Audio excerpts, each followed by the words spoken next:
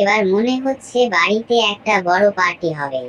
কাল পয়লা বৈশাখ, সেই উপলক্ষে বাবা একটা বড় পার্টি দেবে।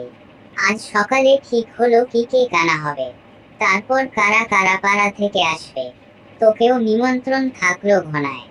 কিন্তু আমি তো আসতে পারবো না, কারণ আমার বাবা যাদের সঙ্গে কাজ করে তারা সবাই মিলে একটি পার্টি করছে, এবং সেখানে আমার বাবার কেক কিনে আনার কথা। কিন্তু বাবা নিজের ইচ্ছের কেক নেবে না, তাই আমাকে নিয়ে যাবে কেক কেনার জন্য, আর পার্টিতেও নিয়ে যাবে বলল। উনাই, তুই কোনো চিন্তা করিস না, আমি আসতে পারবো, শুধু বল কি কি রান্না হবে। দাঁড়া দাঁড়া দাঁড়া, তোকে কে নিমন্ত্রণ করবে? না, না, তোর নিমন্ত্রণ নেই, তোকে নিমন্ত্রণ করা ফাও। এখন যা তো, বাড়ি যা। অনেক দিন হয়ে গেল কাউকে ভয় দেখায় না। আজ ভয় দেখাবো, কিন্তু কিভাবে? এই পেন দিয়ে। জলদি সে আমি লুকিয়ে পড়ি। আরে ওটা আবার কি? যাই তো কাছে গিয়ে দেখি। এটা তো মনে হচ্ছে পেন। পেনটা তো ভালোই পুরনো, আর এখানে কারোর কাছে নেই। পেনটা তুলে নেই, ওদেরকে খেপাবো।